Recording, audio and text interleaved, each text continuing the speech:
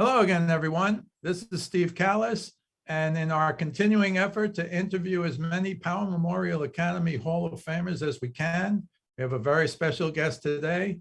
We have Mario Elie, who got into the Hall of Fame in 2018, I believe, 1981 Power grad, and among many other things, he's a three-time NBA champion. So Mario, I'm glad you're here. I'm glad we have a chance to interview you, and we'll start with the obvious. Where did you grow up, and how did you wind up at Power Memorial Academy? Well, I grew up in Upper West Side Manhattan, 99th in Amsterdam, and went to Holy Name Grammar School. And when I decided to make my choices for high school, my mom and dad were like Catholic schools, so it was the obvious for Power or Hollows, Cardinal Hayes, and LaSalle. But all I heard was the buzz about Power Memorial. And at the time, me and my cousin, who's 1 year older than me, Jerry Erasme, who is a Power Memorial graduate, went there and was raving about it, So I'm like, hey, I want to go to Power. I heard how cool it is. I heard about the basketball pedigree there. I was a basketball player. But like I tell all young kids, I really didn't take school seriously. So I had to take a math summer school course in order to get into Power. Wow.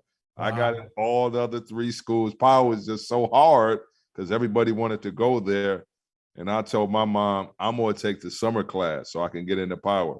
So I took a math class, my 8th grade of my summer, and that's how I got into Power. So I was very excited when I finally finished summer school. Everybody knew about Power. Everybody knew about the purple and gold.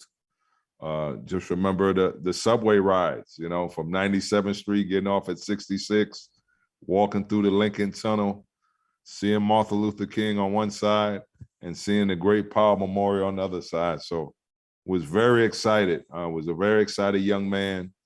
That's the high school I wanted to go to. Like everything in life for me, it was hard just to get into Power. So I had to go to summer school that summer and finally got in there.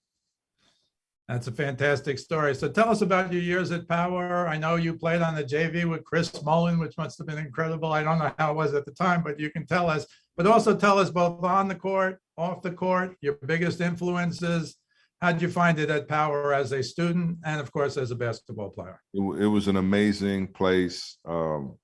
And still to this day, I don't believe I went to all boys school. A lot of people don't know all these schools were all boys school, but just was an amazing experience. It was just funny. My freshman year, I think this is how the chip on my shoulder. There's one teacher I will never forget. Is a biology teacher named Mr. Grasso. He cut me from the freshman team. Cut me from the freshman team. And I will never, ever forget that guy's name. Still to this day, that haunts me in my dream. I'm still mad about that. Now that I'm going to be 50, now I'm still mad at Mr. Grasso for cut me from the freshman team.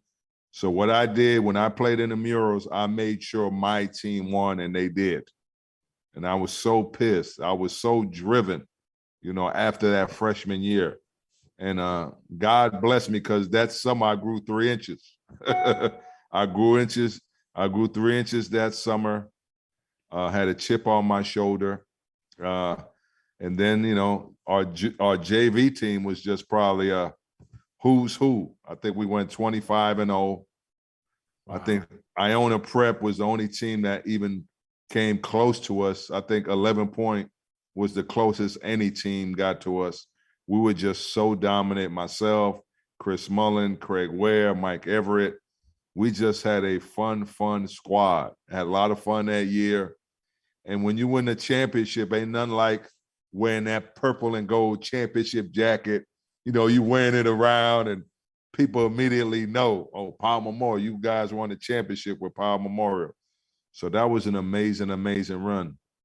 2 men that stand out in my life during that time, of course, Brother Jensen.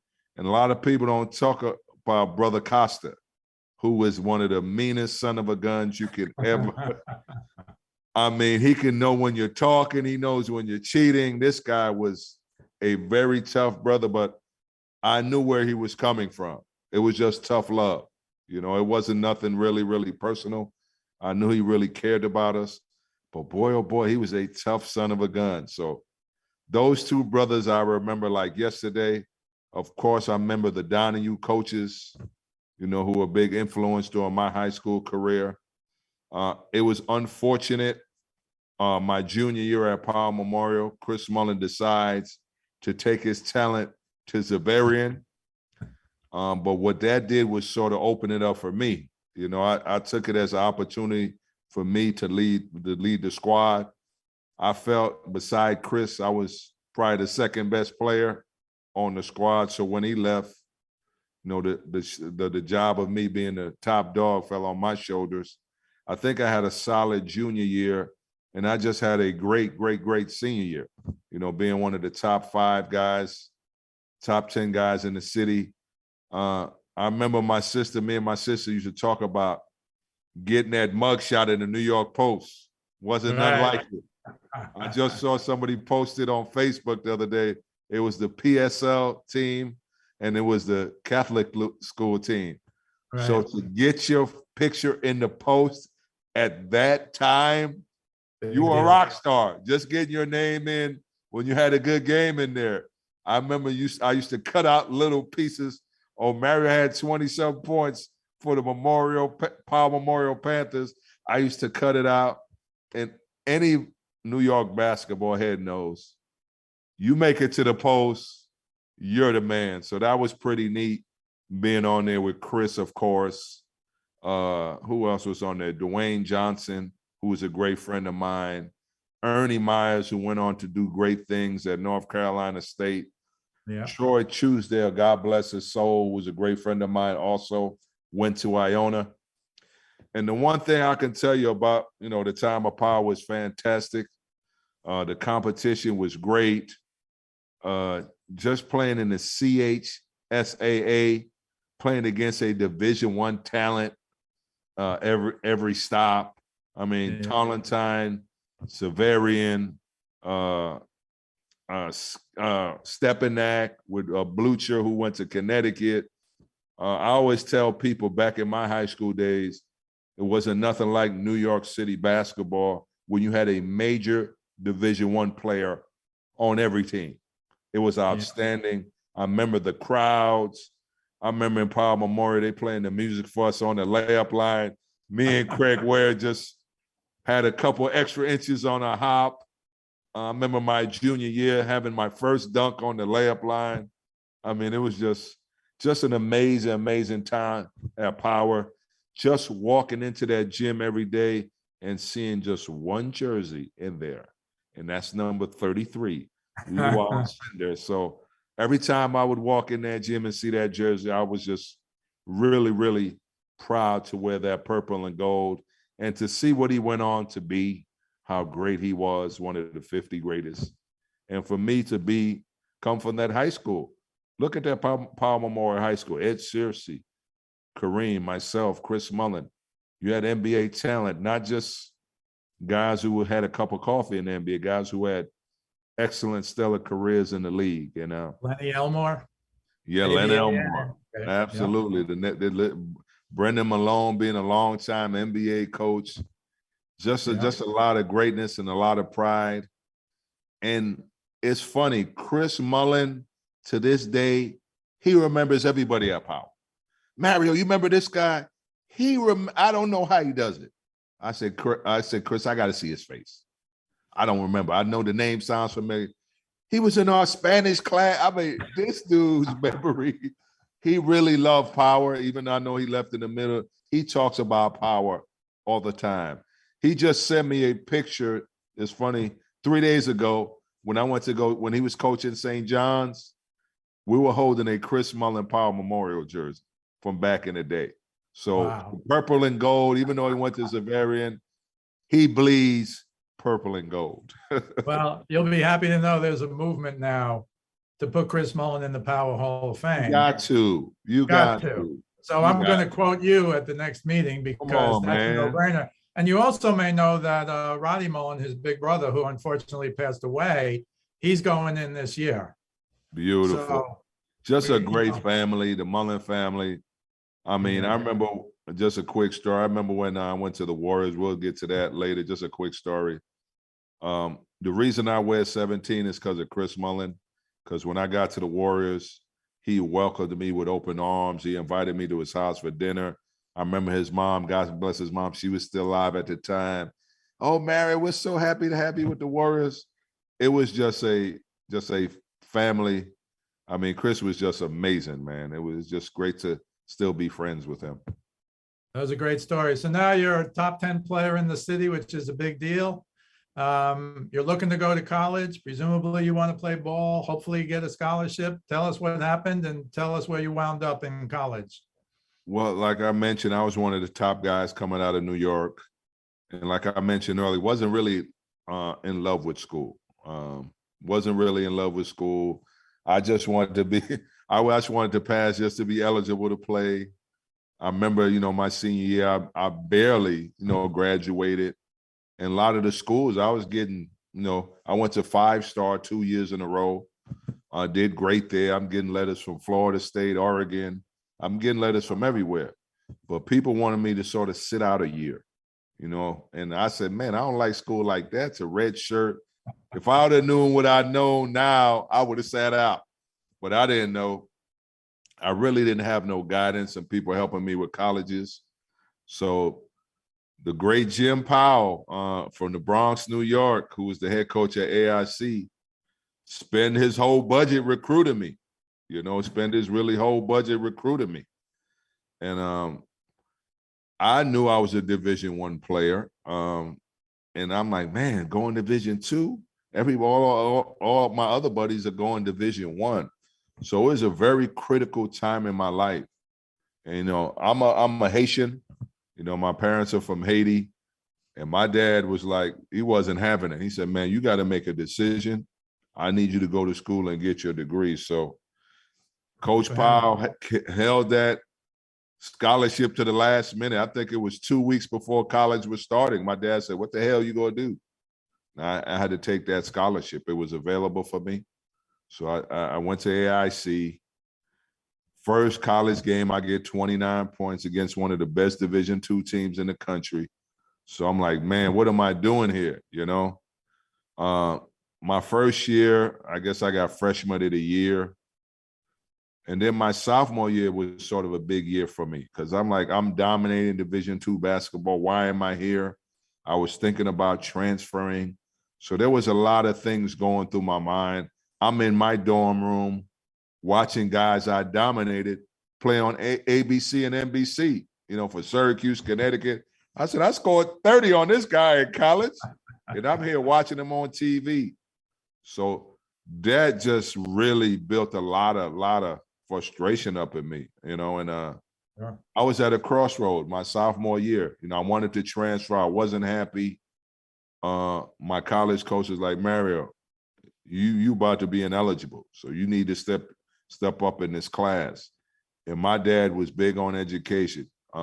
We were going to Ireland, with AIC to play over there. And I remember my dad taking me to the airport. And, when your dad looks at you, you know that look.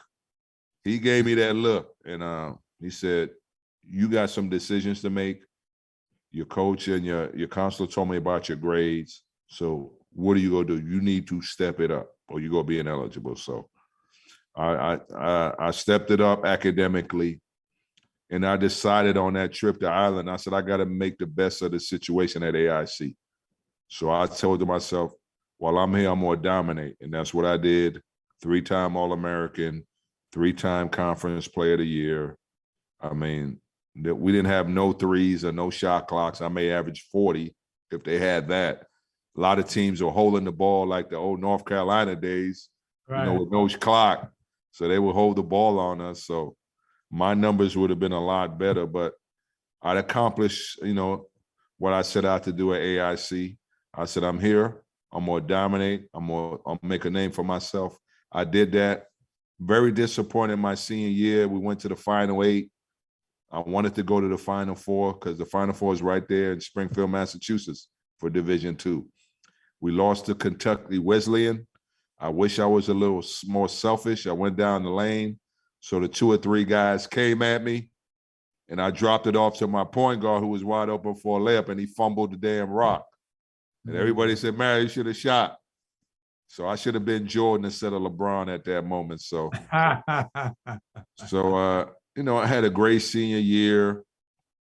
I think I should have been first team All-American. I think I was second team All-American 2 years in a row, my junior and senior year.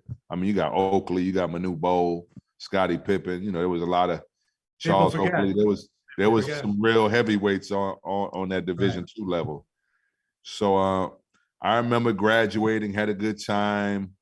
I'm in New York, go back home to New York, and I'm just hanging out in the park with my buddies, just chatting. And here comes my mom, and she's all excited. I'm like, "Mom, what are you excited about?"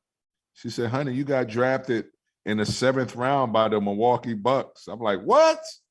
So I got fired up, and all my buddies were all happy. So, but the thing is, I really didn't know what to expect when I went to. If I could ask you one question before we get to that, I just want to know. So American International College, which is in Springfield, is it true that to this day your number is the only number that's retired in that school? I think they retired. They started after mine was retired. I think somebody else got retired. I know mine was first. But what was good about that is having my kids there see it, and it was pretty neat. And all I remember, my kids said, "Dad, I'm not going to school in Springfield, Mass. It's not the most prettiest of towns, but we made the best of it." So you get out of there, you get the greatest call. Your mom comes to wherever you are and tells you the greatest news you could get. And then what happened? So that was pretty late in the NBA draft back then, right? Yeah, I was the 160th pick, and they only had 162 picks in the draft. So I'm like, okay. Me going to a small school, I really didn't know what to expect. So I get my plane ticket. I really didn't train. I was just playing pickup ball in the park with my buddies just to stay in shape. So I really didn't know what a NBA training camp would be like. Right. Boy, oh boy, was I up for the rude reckoning. I was a small forward / power forward at AIC and at Power. So when I go to Milwaukee summer camp, I'm the second shortest guy in camp. I'm like, what the hell? So Don Nelson said, "You're the point guard." I'm like, I go from playing small forward, power forward, to being a point guard in training camp. I tell you what, they kicked my butt 2-3 hour practices a day. After the first 2 a day, my legs were shaking so hard. I don't know how I made it through the week during training camp. I'll be the only guy in the pool at night trying to get the soreness and everything. So I'll be able to practice the next day. So when Don Nelson called me at the end of training camp and said, "I've been cut," you talking about a guy who was happy. I was very happy because I knew I had a lot to work on. I needed to get stronger. I needed to get in better shape.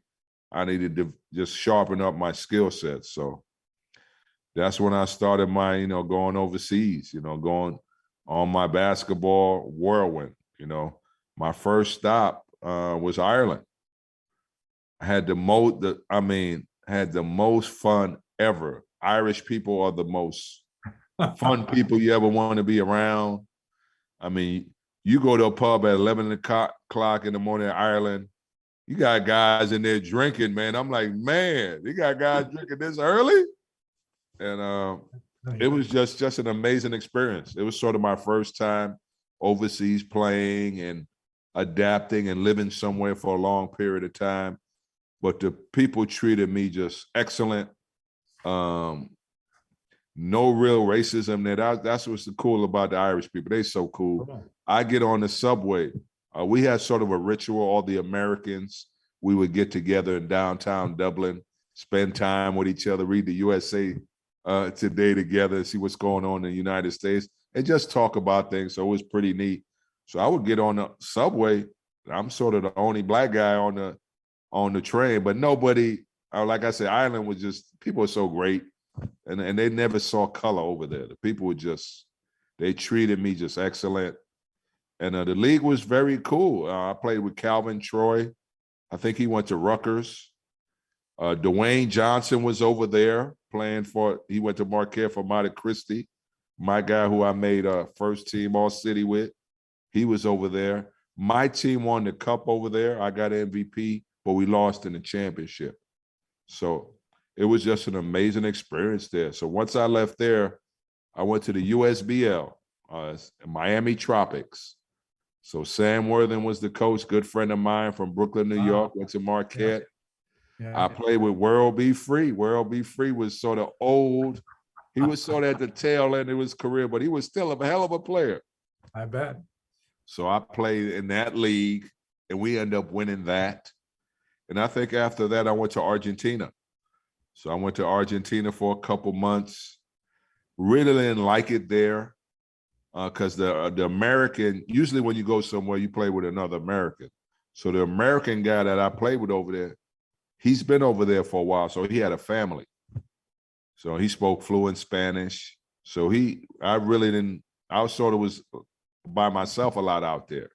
So if it wasn't practice or the game, I sort of had a lot of downtime. So I wasn't really happy. I really didn't have no friends. I didn't know the language. I was sort of in a small town, so it was sort of a tough transition for me. So I decided to leave a little earlier.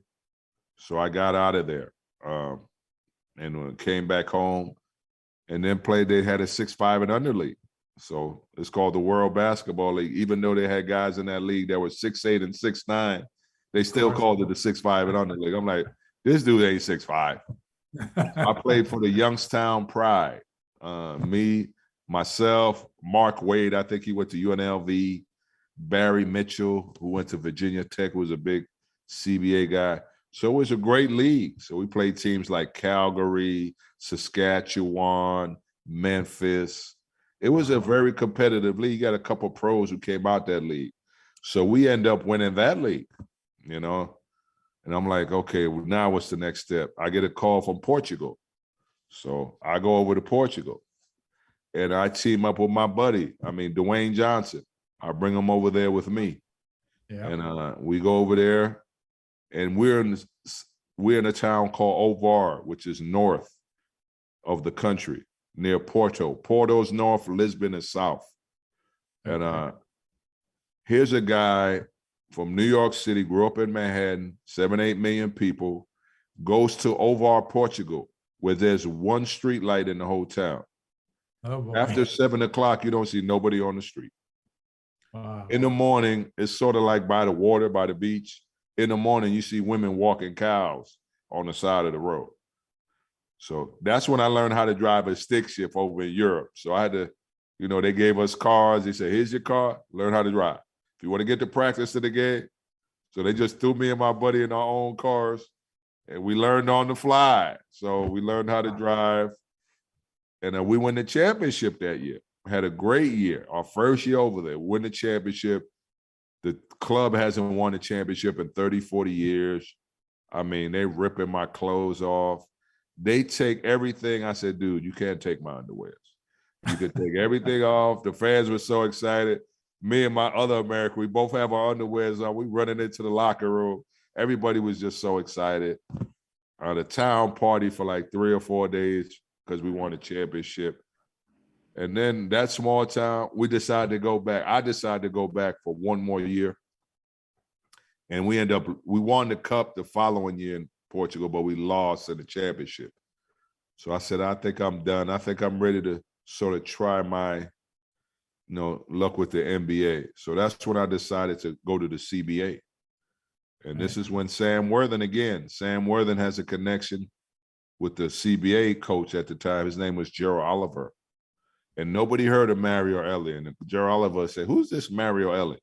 So I go up there to try out for them. I play well. I make the team. So Gerald Oliver said, we'll bring you off the bench. So we get into our second game, and there's a guy, Danny Pearson, from Jacksonville, who's playing in front of me. He got hurt. That's the worst thing that ever could happen to that guy. Once he got hurt, he never got his job back again. So I had a great year in that year in the CBA. I think I averaged 19. I felt I should have got called up, but I felt I was close. So I go into my second year of the CBA, everything's just happened. That 1 year, everything just happened for me. I'm 27. You know, I talked to my mom. I said, Mom, I'm 27. I don't know if this NBA thing is going to be there. So this will be my last year. My mom is the greatest woman in the world. My dad had passed away, so she was there for me. She's like, honey, go for it. So George Karl gets the head job at Albany, and he brings Terry Stotts.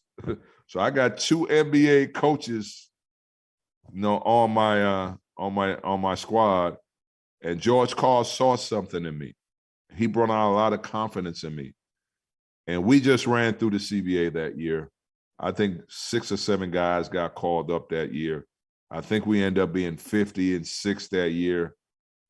I think they have a documentary out of the Albany Patroons. I'm on that documentary. They talk about me, my time there. So if you get a chance, guys, go check that out. Sure. But George saw something in me, and it just started clicking for me. My confidence level was through the roof. So I go home for Christmas break, feeling good about everything. Phone rings. It's Gene Shue from the Philadelphia 76ers. So, Mary Elie, we got a play to go down. We're going to call you on a 10-day contract. Can you come to Philly and sign this contract? You talking about a guy who ran out the door at record speed. You thought Usain Bolt was fast? Boy, I got to Philly so quick. And it was just amazing. I'm like, wow, I'm finally about to experience the NBA. So when I go there and sign the contract, Gene Shue was the GM at the time. He's like, we're on the Sixers are on a West Coast trip. I think Phoenix, Lakers, Seattle, Utah, and Portland. So I get my plane ticket. I'm just fired up. So they had me go from Philly to Atlanta to Phoenix to meet the team. So I get to Atlanta. I'm just fired up. And then over the loudspeaker, it's too foggy here in Atlanta, so there will be no flights taking off until early in the morning. I'm dying. I'm like, this is my first NBA experience, and this what happens. So I can't tell you how this happened. So I called Gene Shue. Gene Shue was like, don't worry about it, man. Nothing you could do. Here's the hotel number. Call the coach and tell him you'll be in the morning. I said, okay. So I called the hotel. On my kids, I called the hotel, and you wouldn't guess who answered the phone. Charles freaking Barkley answers the phone. I'm like, what the hell is going on here? I said, Charles, I'm a new guy on the Sixers. My plane got delayed. I will be in shoot around in the morning. He said, Mary, don't worry about it. I'll tell coach you'll be in tomorrow. Welcome to the Sixers. I'm like, one of the 50 freaking greatest players to ever play the game. I call and tell the coach I'm late, and it's freaking Charles Barkley answer the phone. So I get there, land early in the morning. I drop my stuff at the hotel, go to shoot around, meet the guys. I played against Manu Bol. He was all excited to see me because we're Division II brethren. Right. And got to meet Jason Williams, my boy from Queens, St. John's. Chuck was the best. Got to meet Chuck. Jimmy Lyman was amazing. So we played Phoenix that night. I can't even take an afternoon nap. I'm just so excited. I get on the bus. I see Barkley, Jeff Hornacek, Hersey Hawkins. I say, am I in the league? Are you kidding me? I'm in the league?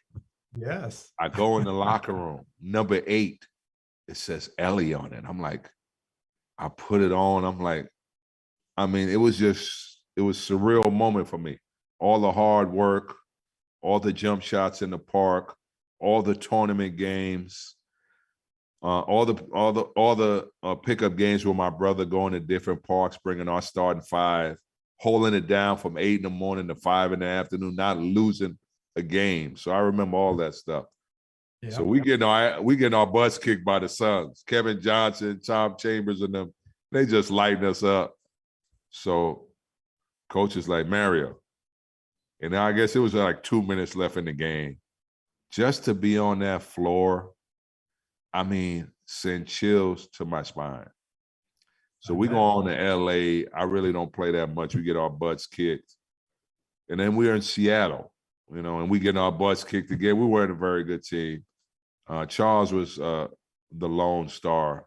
Just one quick note, real quick, in that Phoenix game, Charles Barkley had 47 points that night. I said, this dude is freaking amazing. And I think that's when he went to Phoenix, I guess the next year or two. He got traded to the Suns. So we're in Seattle, and we're getting our butts kicked again. And I get in earlier. Coach Lynham was frustrated. He said, man, get on in there. And I get a quick 6 points. I'm just fired up. I would go down the lane, hit 2 jumpers. And I'm saying to myself, I belong in the league. I belong. I'm so fired up. Didn't even sleep. We lost. But I still scored a couple buckets. So I was feeling really good. Yeah. And plus, I'm dominating the young guys in practice, too. So we get to Utah, and Coach Lynham gets me a shoot-around, pulls me aside. I said, Mario, I'm going to play you maybe 20, 25 minutes tonight. I like what I saw from you against Seattle. So I'm like, oh, my God. I'm like, am I dreaming here? Then, of course, reality set in. Philly makes a 2-for-1 trade. Just when I'm about to get on the bus for the game, Coach Lynham calls, say, hey, Mario, sorry. We made a 2-for-1 trade. We got to cut you. I'm like, just like that. I'm like, I go from going to playing 25 minutes to going back to Albany. But what that did, my confidence level, once I left Philly, I said, once I got back to Albany, I said, I ain't going to be that long. I knew it. And Coach called. When I got back, he said, Mario, you just getting back. You've been gone for a little bit, so I'm going to bring you off the bench. So I said, no problem, Coach. My first 2 games off the bench are 30 and 36 points off the bench. So I said, it ain't going to be long. So 2 or 3 weeks later, Golden State calls.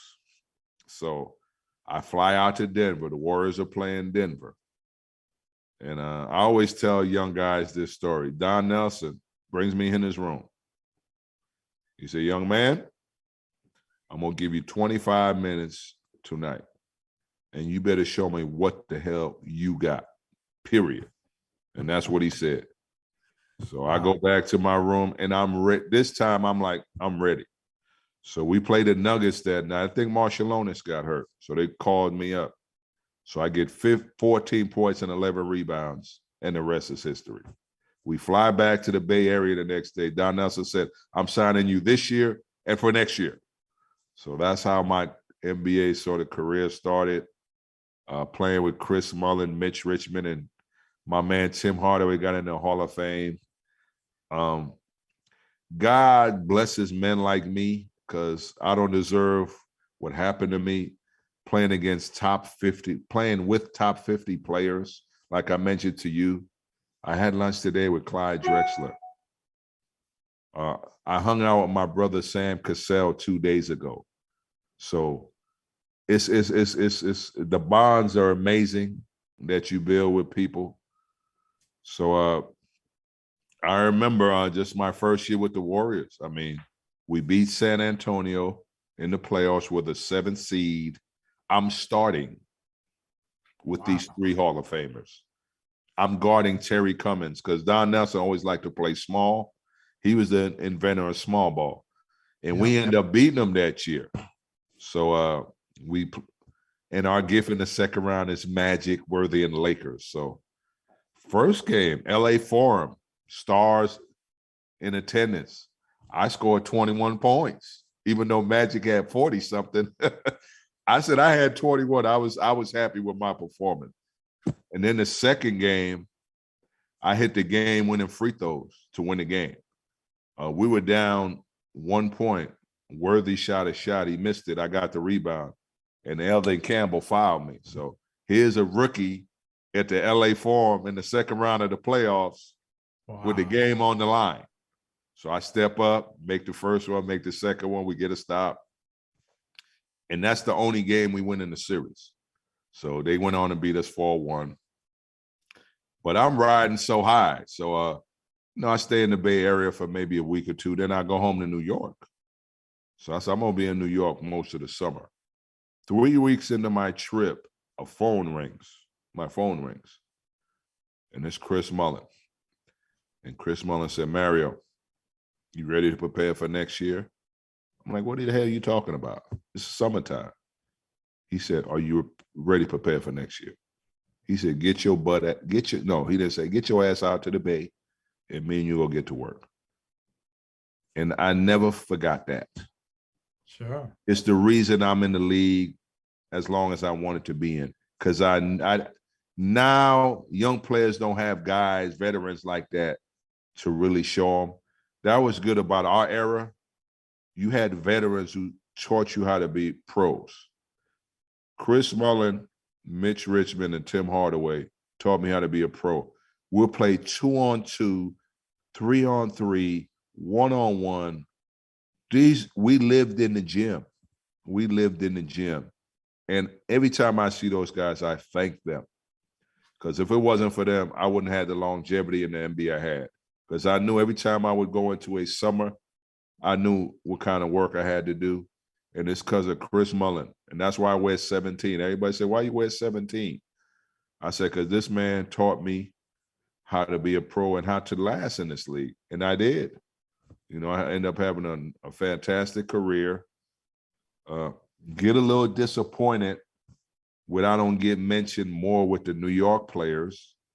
Because if you look at my era, beside Chris Mullin, ain't nobody had a better career than me. Not Ed Pinckney, not Jerry Reynolds, not Curry Scurry, not the other guy. Kenny Smith only played 10 years in the league. I played 11. But I just want a little more respect. I'm glad I got into the New York Basketball Hall of Fame. That means a lot to me. As great as New York basketball is in the history of our city. And that means a lot to me. But went to Golden State, had a great run with those guys. Then I moved down to Portland. That's when I signed my first multi-million-dollar deal. I officially became a millionaire. So I was very happy about that. That was a big accomplishment. I had a solid year in Portland. I really enjoyed my time there. But things changed for me because I went to the Bay Area because I still had friends that summer. So when I got back to my place in Portland, my phone rang, and it was the GM. He's like, Mario, we made a trade. I'm like, wow, where am I going? I said, we traded to Houston. I'm like, I'm going to play with Akeem Olajuwon? That's the first thing I said.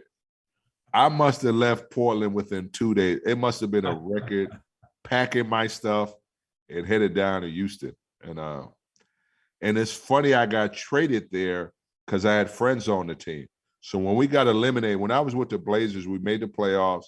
The Spurs eliminated us. So I hung around in Portland because I knew the Rockets were playing Seattle in the playoff series. So me and Vernon were good friends.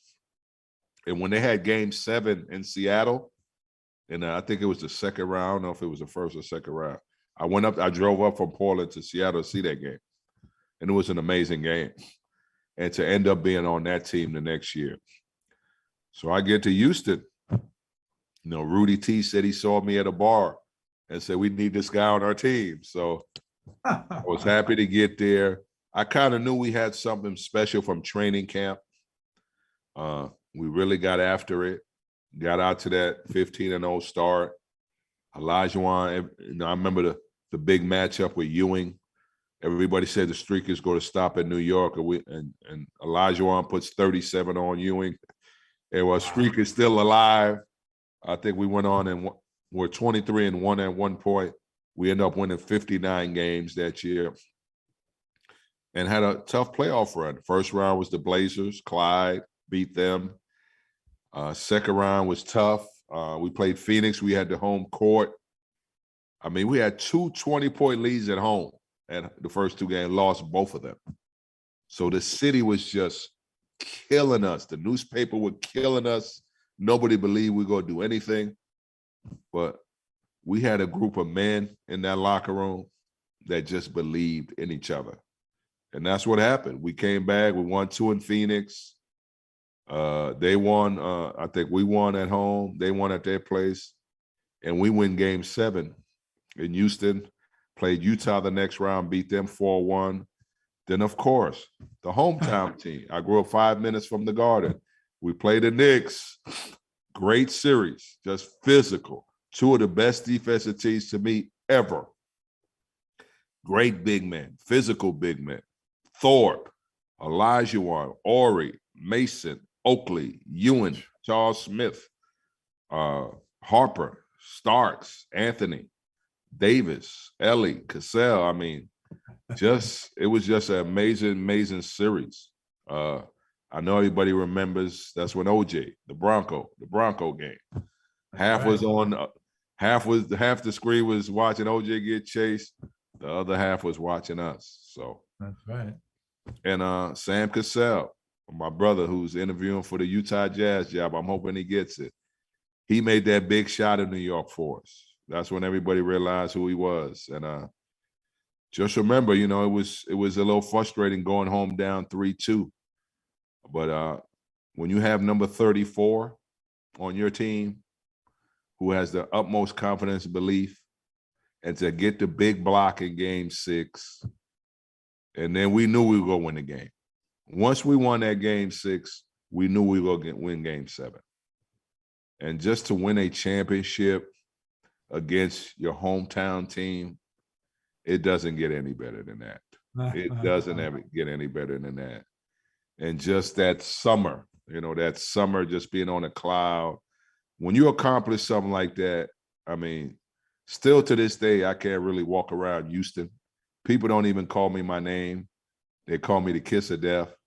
And we're going to talk about it on the second championship run. Yeah. But yeah, so then we go on to my second year with the Rockets. Expectations are high. We still on a little championship hangover. We were still riding that horse into the next season. And that sort of affected us a little bit. We didn't have the main goal in hand. We were sort of focused on getting famous. Our heads got a little big. And we sort of had a rough 95 season. Dream got hurt. And then the team felt they needed to make a move. So they traded a guy that we went to war with in Otis Thorpe for Clyde Drexler. And we were very upset about that because we won a championship with Otis. We beat Clyde the year before. We didn't know if he had what he had left in the tank. So it was a big transition for our squad. So I'm like, how do we recover from this? How is Clyde going to respond? Boy, oh boy, Clyde responded like a top damn 50 player. He came in and, Dream was out most of that time he was on the team because he had a knee injury. But Clyde carried us to the end of the season. So I felt with a healthy Olajuwon and the way Clyde is playing, I feel we have a very, very good chance to win. So no home court the whole playoffs, this 95 run. Utah. I think we split the first 2. Then they beat us. So there's an elimination game, game 4. Vernon Maxwell quits the team in the middle of the playoffs. So we lose a key piece to our puzzle. I'm like, how are we going to repeat? So it's game 4. It's an elimination game. We don't have Vernon Maxwell. And we like, what's going to happen? What happened was Clyde Drexler stepped up. Clyde had 41 points that game. And we like, oh, this is the reason we made that trade. This is what he's capable of. And we got 2 guys capable of performances like that on a nightly basis with him and Dream. So Clyde steps up big in game 4. So we go to Utah, for game 5. Down 7 in the 4th quarter with 6 minutes left to go in the game. We get in the huddle. Dream is like, we got to make our move now. If we want to win this series, we got to make our move now. And that's exactly what we did. We shut the Jazz down. I mean, Dream and Clyde lead us. I think I don't know who feeds Dream for his patented fadeaway on the baseline. He takes a fadeaway and hits the side of the backboard and goes in. I'm like, we're destined to win. So we fight off 2 elimination games that round. So we go to Phoenix. Charles is still stewing from last year. So they jump on us 3-1. They all over us 3-1. I'm like, man, how we going to fight back on this one? So game 5 is in Phoenix. So Clyde has a 105-degree fever. So we don't even know if this man is going to play. So our season's on the line without our second best player. So it's 40 minutes. We're on the layup line. Who comes out of the locker room? It's Clyde. And I had to say he looked like shit. And I'm like, how is this guy going to play? But his presence on the floor, or how he was feeling, really lifted the squad. You know, we went on and beat them in overtime. And the funny thing about that is Charles had 2 free throws to ice the game. And that's when the infamous kiss of death was created. Right. I mean, I just remember Kevin Johnson being just unstoppable. I'm like, can anybody stop this dude? I think he had 46 or 47. But he was 20 for 20 from the free throw line. And I guess he got fouled late in the game, which, it would, if he would have made both his free throws, it would put them up 1. So he made his 21st, 20 for 21. He misses the 22nd. So we rebounded. It's 110, all ball. So Rudy wants to take it out the long way. And Rudy said it's like maybe 18 seconds on the clock. He said, we're holding for the last shot. Phoenix knew that. So Danny Ainge, who was guarding me, went to the backcourt to double Kenny Smith. Kenny Smith, being the solid point guard he is, spots Robert Horry at half court. So when you playing with 2 of the 50 greatest players, Olajuwon and Drexler, they're not leaving those 2 guys. Right. So I'm wide open in the corner, and Danny Ainge doubles, and he don't even rush coming back. I'm like, oh, he ain't even rushing to get back. So Robert spots me in the corner, throws a high pass. I get it. It's right in front of our bench. So it's me, Danny Shays, and Olajuwon. I said, if Danny Shays comes out to me, I'm dumping it off to the big fella. So he doesn't leave Dream. So it gives me time to set my shot. So I said, I'm going to shoot this. He saw me about to shoot it. He's not the most fleet of foot. So I knew I can get it off. So I got it off. And when you're a shooter, you know when your shot's going in. I didn't want one of those Kawhi Leonard that had hit the rim 9 times before. I'm from New York. We like our stuff pretty. So as soon as it let go, that thing felt so good. And it went in. And it started game 5. It was me and Joe Klein. We would mess with each other and blow kisses at each other. But as you know, I got the last and final kiss. Boom, the kiss of death. He turned red as an apple over there.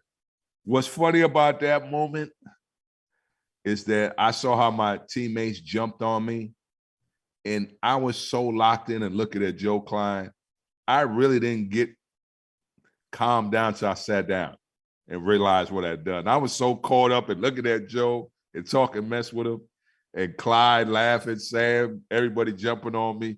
I didn't feel that until I got on the bench. He said, you know what you just did? I said, yeah, I put us up 3. So Division II guy, the 160th pick in the 7th round.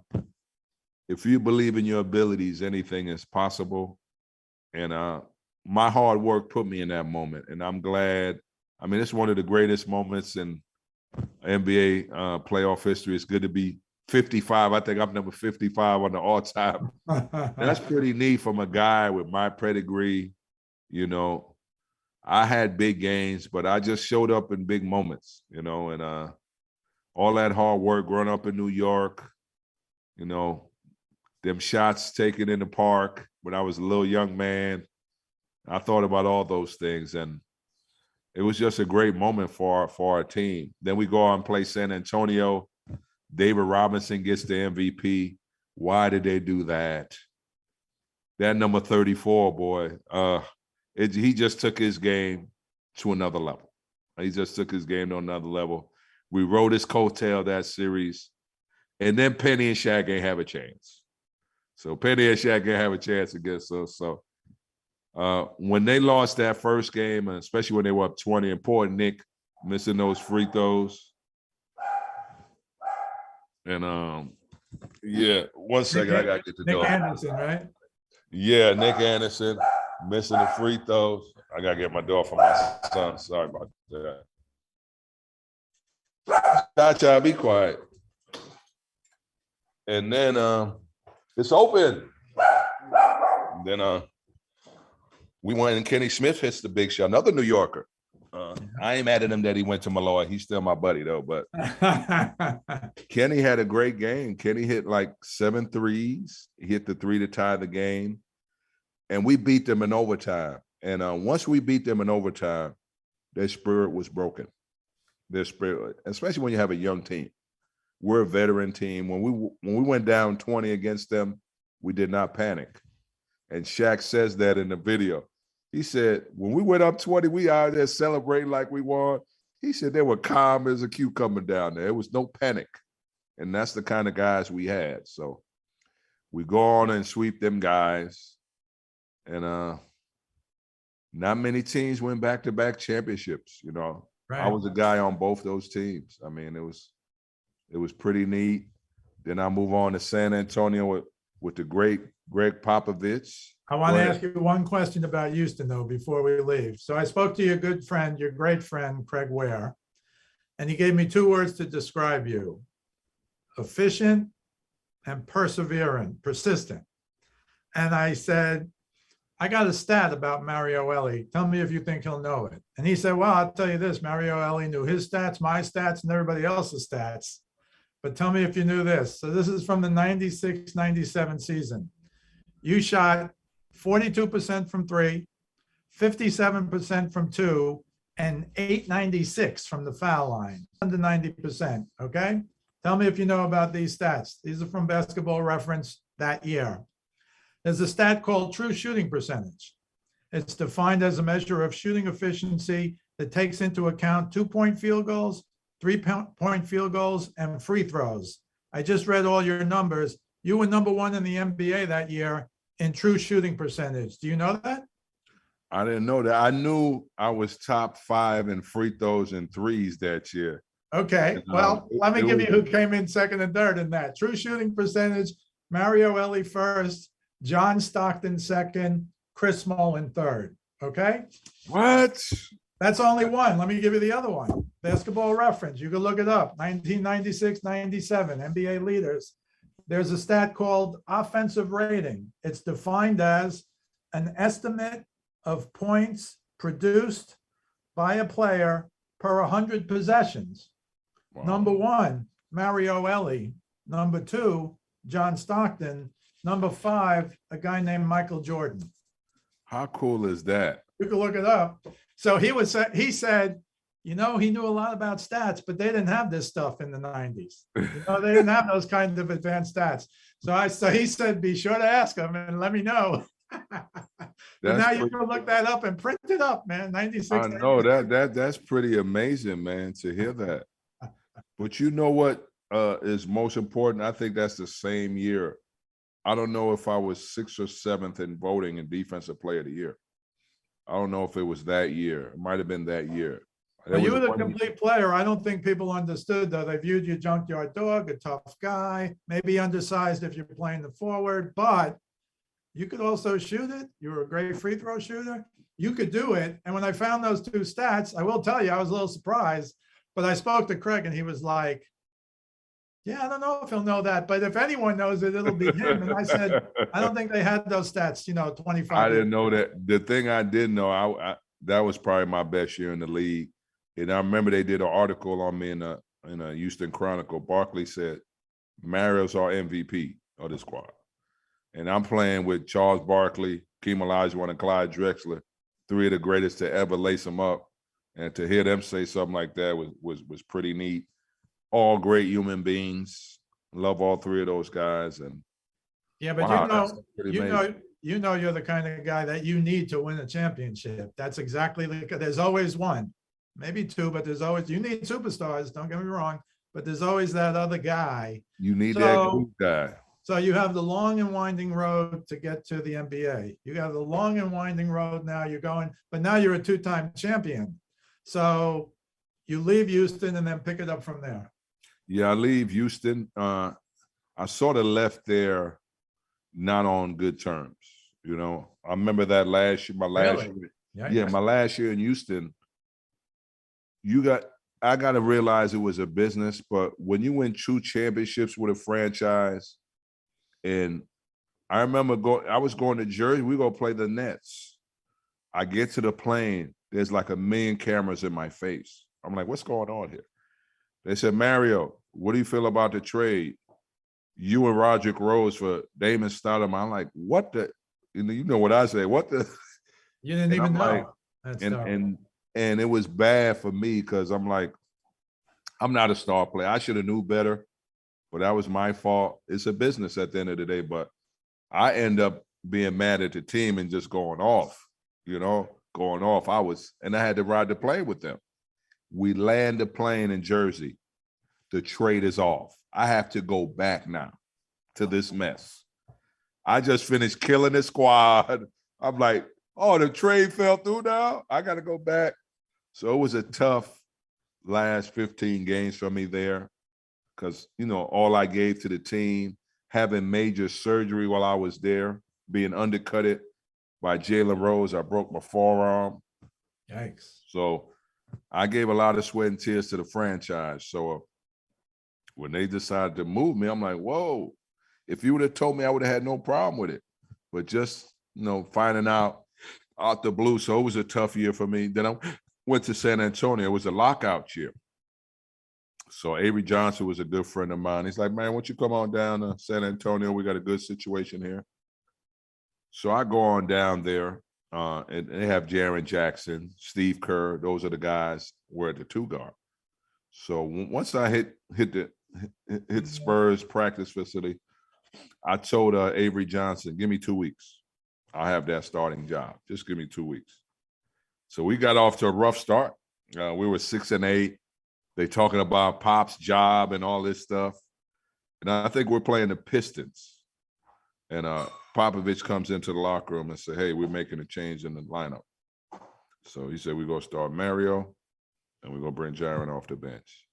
What happens then? We go 14-1.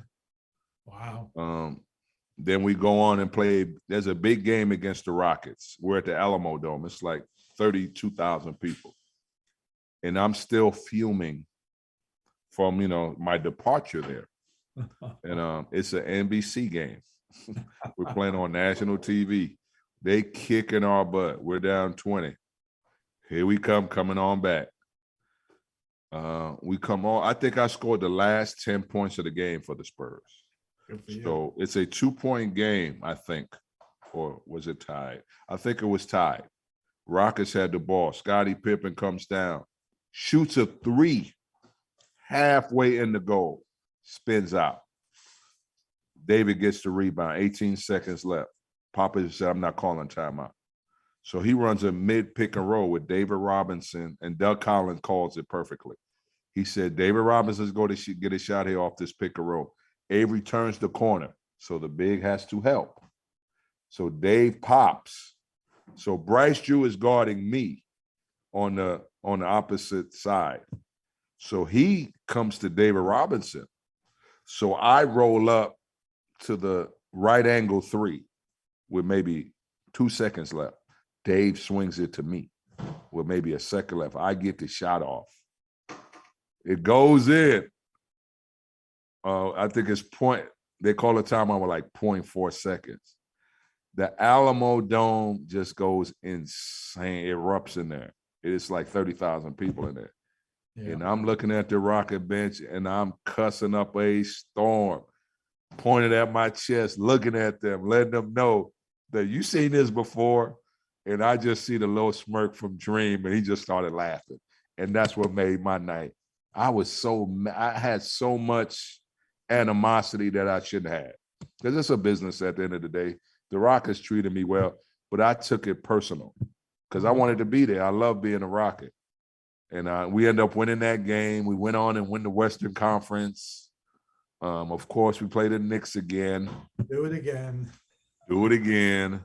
I mean, we had a lot of great runs during that. Who we played? We played Kevin Garnett the first round. They beat us one game, but we beat them 3-1. We played the second round? All I know, we played Portland. I can't remember. Lakers. We swept Shaq, Kobe, Robert Horry. Wow. We shut down the Forum in 99. The 99 Spurs, we shut the Forum down. That's when they went to the Staples Center. We played against the Blazers, who had probably the best team in the NBA. Sabonis, Rasheed, Brian Grant, Damon Stoudemire, Greg Anthony, Walter Williams, J.R. Ryder, Jimmy Jackson. They had all these guys on their team. I'm like, how we gonna beat these guys? So we beat them the first game. They killing us the second game. Isn't it this is a scenario? We always give up 20-point leads and we come back. And that's when Sean Elliott hit the Memorial Day miracle from the corner. But nobody talks about who made the pass. Yours truly. Yours truly. Because they saw the play coming the first time, so they got to delay a game. I said, I got to put a little more mustard on the ball because Stacey Augmon is going to come for the steal. Same play. Stacey's tracing Sean. I put a little extra mustard on the pass. He misses it. Sean turns around with a 7-foot Rasheed Wallace closing out on him. He doesn't even go, if he goes on his heels, he's out of bounds. He's on his tippy toe. He just raises up and shoots. Maybe this much Rasheed missed the ball by. Hits the three. Our first lead of the game. We go on and beat them. That put us up 2-0. Then we went up to Portland and their spirit was gone. We beat them 4-0. Played the Knicks without Patrick Ewing. We sort of knew we were going to beat them. You know, Larry Johnson and Camby tried to deal with Duncan and those guys. Didn't have a chance. Right. We dominated. Winning at the Garden. It's crazy. I grew up 5 minutes. My neighbor who lives in the building I used to live in New York, a Thai guy used to take me to Knick games. Pat Cummings, the Bad Knicks, Toby Knight, Louis Orr, Rory Sparrow, Ray Williams. We had to endure those Knicks. You know what I'm talking about. Turnovers, bad shots. I'm like, come on. So to beat the Knicks twice, Ewing always looks at me and like, man, I hate you. I said, I know, Pat. I got two. Two you're supposed to have. And I remember that night, I did not take my uniform off the whole night. And I remember Ed Lover on the radio station said, what the hell is this Mario Elie going hanging out on New York clubs with his Spurs jersey on? I left my jersey on all night. Yeah, you're a champion. I was just so excited. I'm home. I got to my hotel at 9:00 the next morning. The flight was at 10:30, so I guess I made it back for the flight. So, but tell me about this though. The Spurs weren't yet the Spurs. Popovich wasn't Popovich. Duncan was a young player, but you get a lot of credit. I think, you tell me if I'm wrong, you get a lot of credit because you're the guy with the 2 rings. You didn't have many guys on that team with rings. And that's when the leadership comes from winning 2. And it struck me that it was you. Now I'm biased because not only are you playing in the Garden, but you're a Power Memorial guy. So, but you had a bigger role, I think, than you're admitting now. Those guys would go on and win 5, as you know, and Popovich is now the greatest coach who ever lived. But as you said, at the beginning of the year, they're like, man, I don't know if this guy's going to keep his job. So you had to do it. I don't know if there was anybody else at your level from a championship perspective. It was me. It was me because I'm like, these guys are soft. I mean, I wasn't liking what I was saw. And I got butchered because after a game, I called out Tim Duncan and David Robinson for not being tough enough. I said, in order us for win the finals around here, these dudes got to get tough and nasty. And I'm not seeing that. And I took beating because they were nice gentlemen, just good human beings. You know how it is. Just good guys. Not from New York. Not New Here's York. Here's a thug from Uptown Manhattan telling these Wall Street Journal on the plane. My rocket plane is the music bumping, rolling dice, playing cards to like a church atmosphere on the Spurs plane. Wall Street Journal, reading novels. I'm like, loosen up, guys. We're trying to win a freaking chip. Let's get tough and nasty. And they finally got dirty and nasty.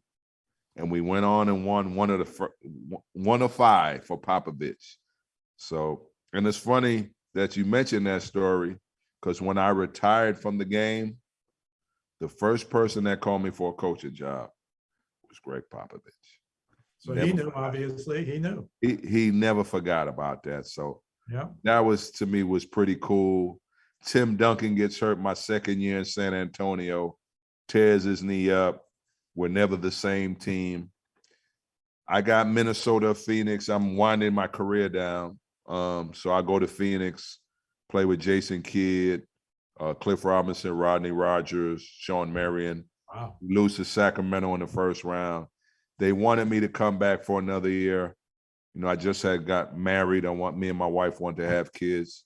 She was having problems conceiving, so we had to go to in vitro.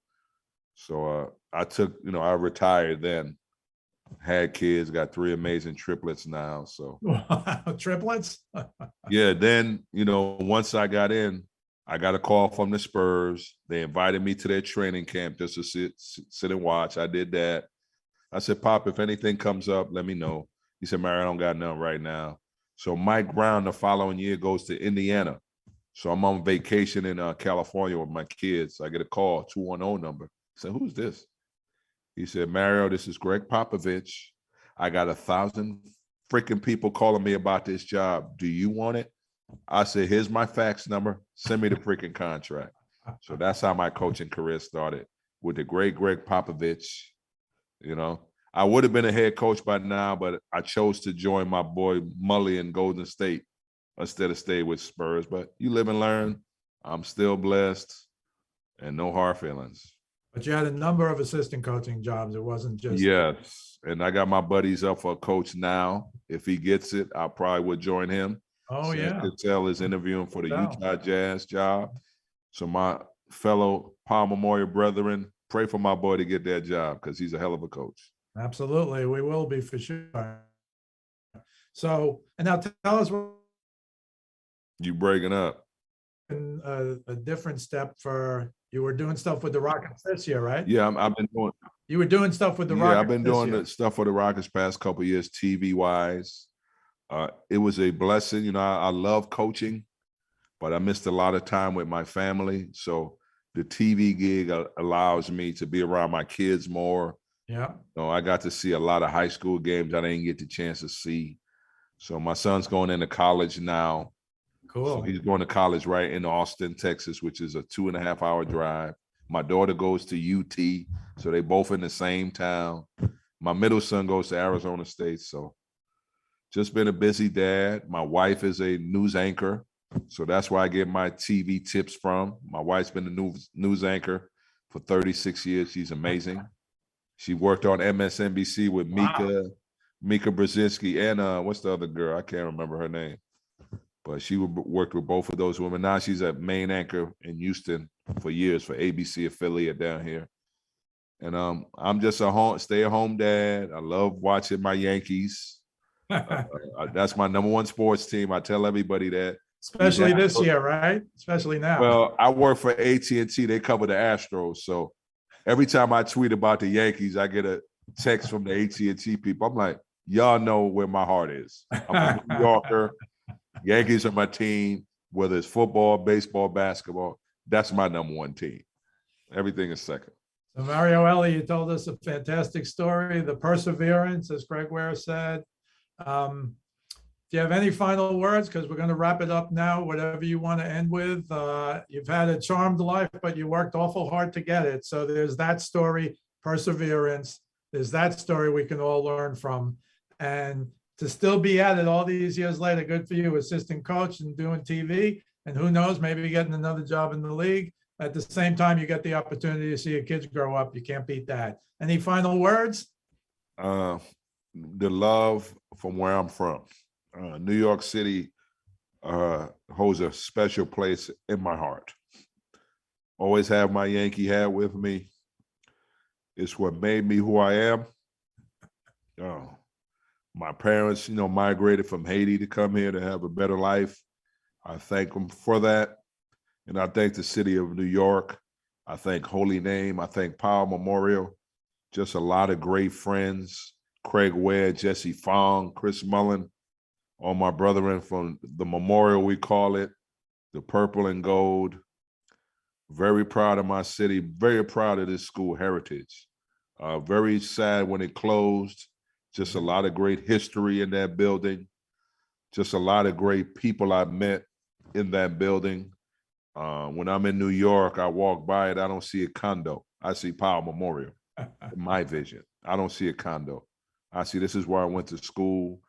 I remember my walk routes from the train station, just interacting with people in the subway, being mad going to school. You know how it is in New York. You squeeze in the morning, everybody's just angry. It's cold outside. You got to go to school and work. Everybody's on top of each other in the New York subway. You know how it is. Everybody's just mad. Everybody's just mad. I love that about my city. I love that about my city. Just everything about New York is what made me. I know I'm a Rocket. I live in Houston. I've been in Houston since '93, but I tell everybody, I'm a New Yorker. I love my city. If I'm not a Rocket fan, I'm a Knicks fan. I love my Giants. I love my Yankees. If they're not in, I'm going to pull for the Jets and Mets. I'm New York through in. Like I said, I love everything. I just got back from there. That's why I'm sorry. I was traveling. I forgot that meant you had to Zoom. I was traveling, visiting my mom. My mom is still alive, but she's not doing well. So, but my brother and dad are laid to rest in the city. So I just love everything about New York. So my high school days, just growing up there, didn't learn how to drive to my senior year in college. I need to drive in New York. I take the subway everywhere. That's right. I knew how to take the subway to Brooklyn. Any place you need to go, I can get you there because I know the subway like the back of my hand. But Power definitely holds a special place in my heart. Really, where I developed a love for basketball. Still have friends to this day from that school. That's how special it was. Yeah. And like you guys mentioned, Brother Jensen, Peter Costa. When you mention those guys' name, I can remember it like yesterday. And I'm just proud of our heritage. I mean, we have a lot of great guys come out of there, come out of our high school. I can imagine if it would still be open, there'd be a lot more great guys. Because everybody, Power, when you mention Power, it was when you mentioned Hollows, or it had the same punch when you mentioned Power. That purple and gold Power, it's a lot of pride when you put on that uniform. And we went out and played like that, and that's what I do remember about that school. There's a lot of pride. The guys backed us. The school backed us. I mean, it was just an amazing 4 years for me. Really helped me grow from a boy to a young man. I thank the brothers there, for doing that, instilling discipline in us, as young people. But I want to thank you guys for the interview. I've been waiting to do this. We've been getting cancellations, but I always wanted to say thank you to my Power brethren out there. That 4 years made the biggest difference in my life, and I thank Power Memorial every day for that. Mario Elie, this has been fantastic. What a great story you have to tell. This is Steve Callis, and we'll see you the next time.